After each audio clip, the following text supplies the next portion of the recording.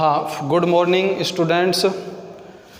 Last video में हम बात कर रहे थे जो चतुष्क होते हैं उनके प्रकार, जो आवृत बीजी पादप होते हैं उनके अंदर चतुष्क होते हैं, किस प्रकार से व्यवस्थित होते हैं, वो कितने प्रकार के होते हैं।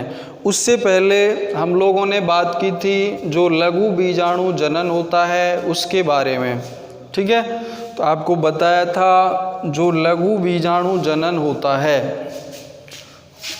लघु बीजाणु जनन, ठीक है। इसके अंदर क्या होता है, जो लघु बीजाणु मात्र कोशिका होती है, कौन सी कोशिका, लघु बीजाणु जन मात्र कोशिका, लघु बीजाणु जन मात्र कोशिका, ठीक है। इसके द्वारा लघु बीजाणुओं का निर्माण, लघु बीजाणुओं का निर्माण होना ही क्या कहलाएगा, लघु बीजाणु जनन कहलाता है, ठीक है।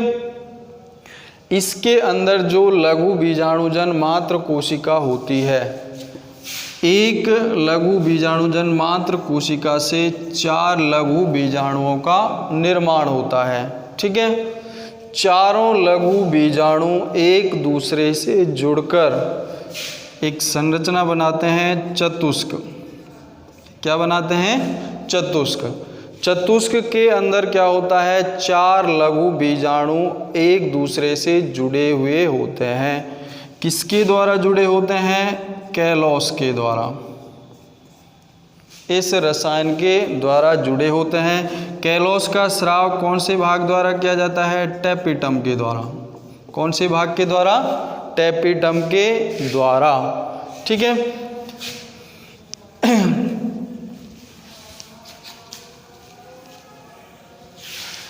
इसके बाद में हम बात कर रहे थे आवृत बीजी पादपों में चतुष्क के प्रकार, चतुष्क के प्रकार, ठीक है। कितने प्रकार के बताए गए थे, मुख्य रूप से 5 प्रकार के। नंबर 1 चतुष्फलकीय, ठीक है। नंबर 2 द्विपार्श्व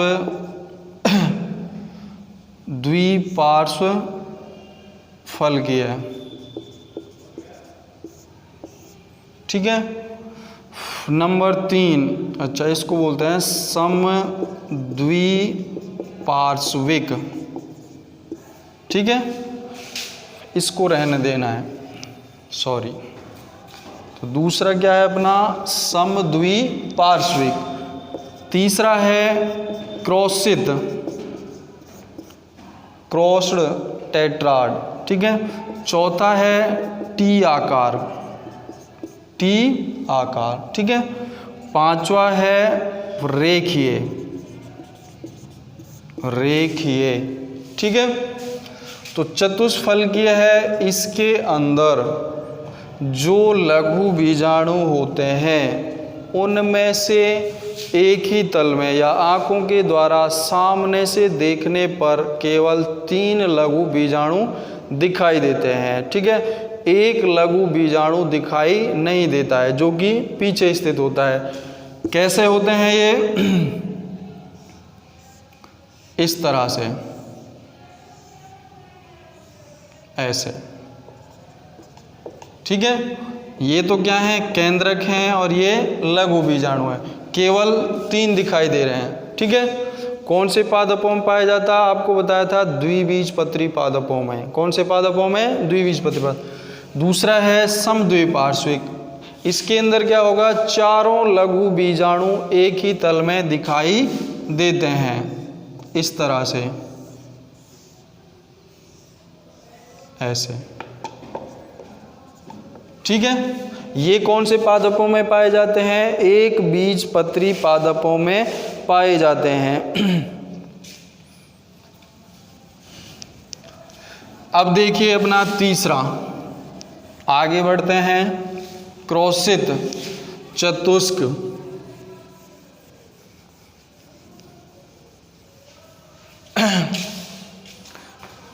क्रोशित चतुष्क।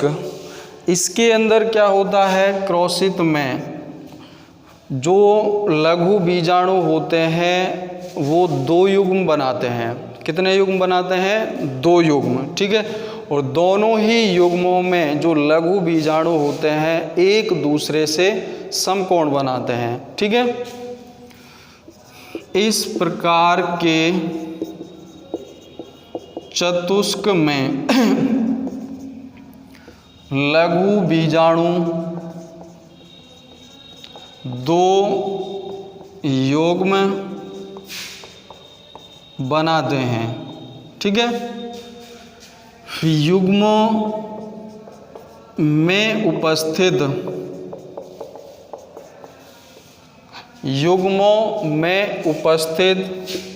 लघु बीजाणु एक दूसरे से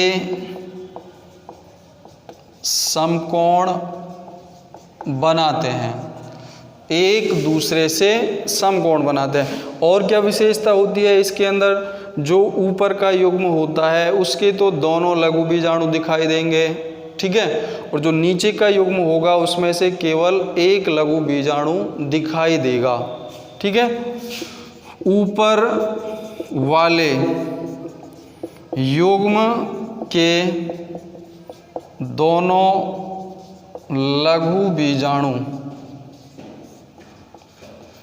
दिखाई देते हैं, ठीक है। नीचे वाले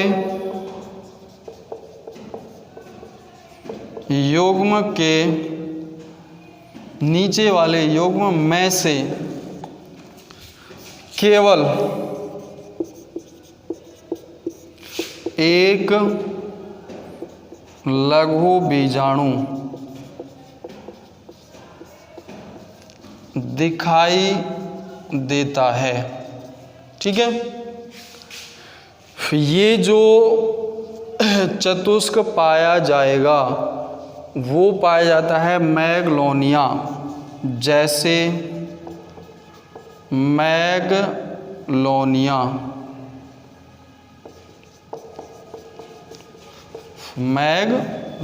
में, ठीक है। चित्र के माध्यम से समझिए, 2 युग्म बनेंगे चतुष्क के 2-2 लघु बीजाणुओं से, ठीक है। एक युग्म तो इस तरह से बनेगा, ऐसे, ठीक है। एक युग्म इसमें नीचे की ओर बनेगा इस तरह से, ठीक है। तो ऊपर के जो लघु बीजाणु हैं वो तो दोनों स्पष्ट दिखाई देंगे, और जो नीचे का युग्म है इसके अंदर जो लघु बीजाणु है उसमें से केवल एक लघु बीजाणु दिखाई देगा। ये तो क्या है, अपने केंद्रक, ठीक है। ये क्या है, लघु बीजाणु। ये जो लघु बीजाणु होंगे एक दूसरे से क्या बनाते हैं, समकोण बनाते हैं, 90 डिग्री का कोण बनाते हैं, ठीक है। इसके बाद सेकंड बढ़ते हैं,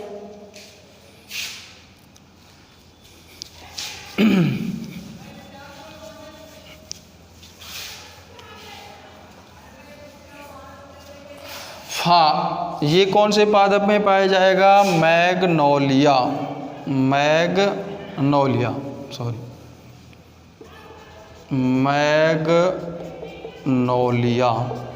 में, ठीक है।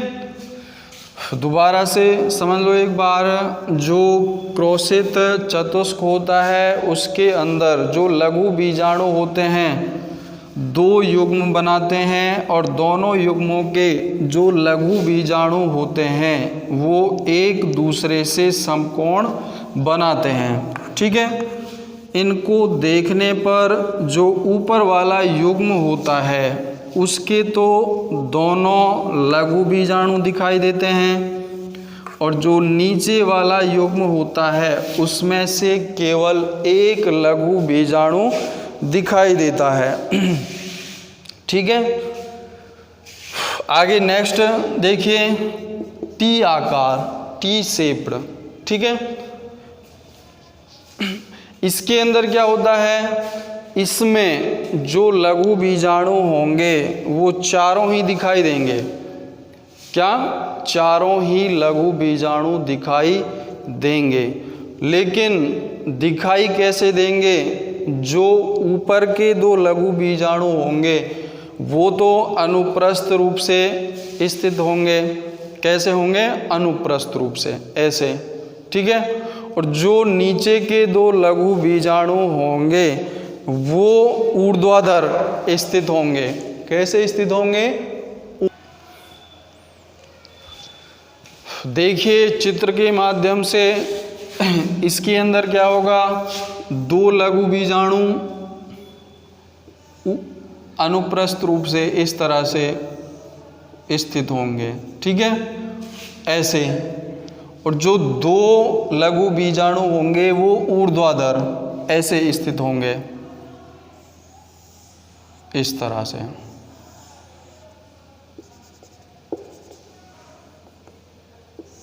ऐसे, ठीक है। टी आकार, इस प्रकार के चतुष्क में दो लघु बीजाणु अनुप्रस्थ रूप में तथा दो लघु बीजाणु ऊर्ध्वाधर रूप में व्यवस्थित होते हैं, ठीक है। चारों ही दिखाई देंगे तथा चारों लघु बीजाणु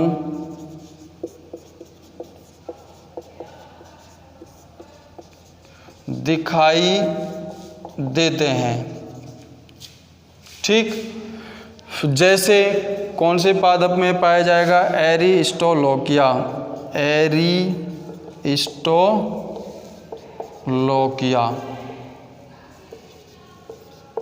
एरिस्टोलोकिया, ठीक है। ये वाला तो अपना कौन सा था? क्रोसित, ठीक है। ये वाला कौन सा? टी आकार, ठीक है। आगे देखिए नेक्स्ट, रेखीय। रेखीय के अंदर क्या होगा? जो लघु बीजाणु होंगे वो रेखिक रूप से व्यवस्थित होंगे। चारों ही लघु बीजाणु दिखाई देंगे, ठीक है। व्यवस्थित तो कैसे होंगे?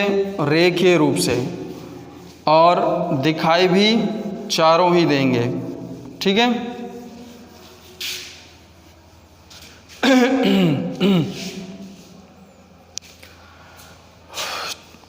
इस तरह से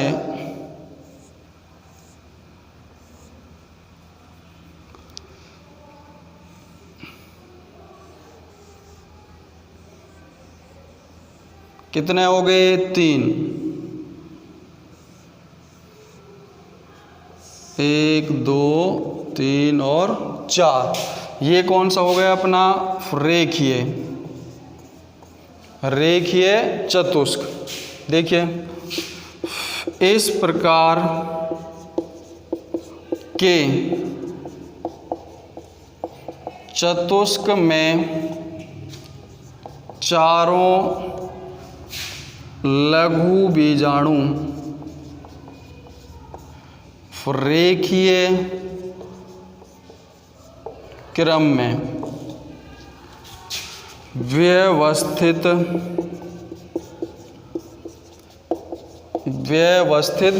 होते हैं।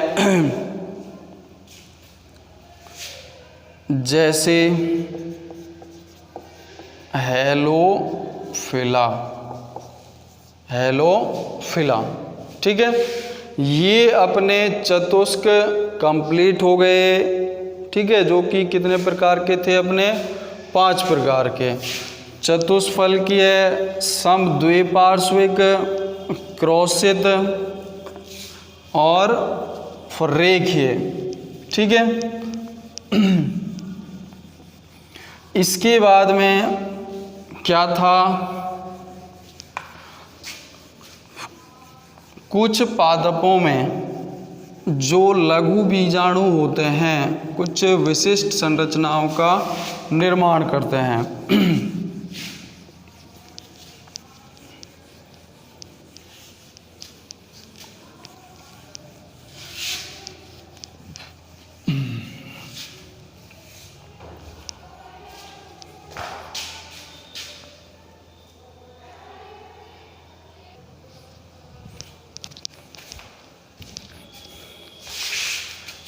देखिए कुछ पादप हैं जैसे आक व आर्किड्स।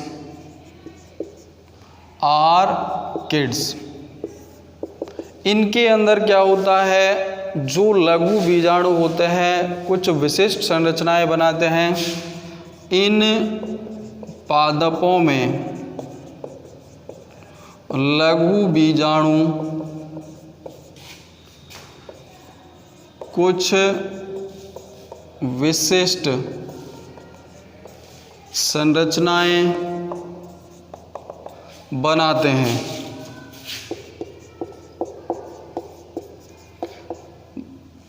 जिन्हें परागपिंड कहते हैं। ठीक है। कैसी संरचनाएं होती हैं ये, इस तरह से, ऐसे।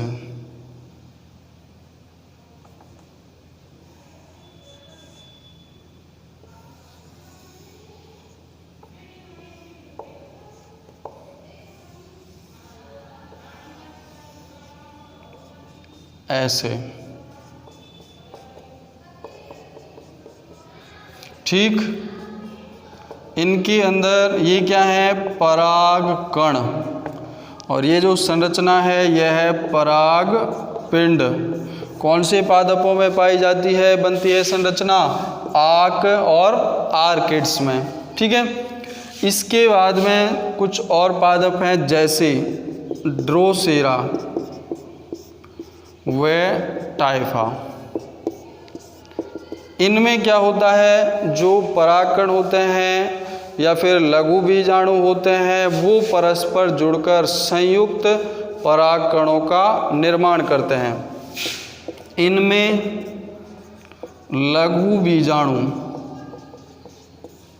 संयुक्त रूप से जुड़कर संयुक्त परागकणों का निर्माण करते हैं। ठीक है। इसके बाद में अपना कुछ पादप ऐसे होते हैं जिनके अंदर एक जो चतुष्क होता है उस चतुष्क में 4 से अधिक लघु बीजाणु उपस्थित होते हैं, तो उस स्थिति को बोलते हैं बहुबीजाणुकता। ठीक है।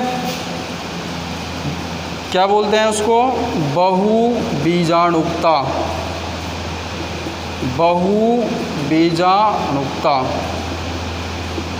ठीक है। इसके अंदर क्या होता है, कुछ पादपों में चतुष्क में 4 लघु बीजाणुओं से अधिक लघु बीजाणु उपस्थित होते हैं। उस स्थिति को बहुबीजाणुकता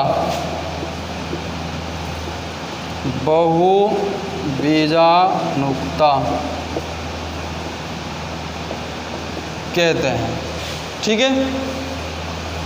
ये अपना आज का टॉपिक हो गया।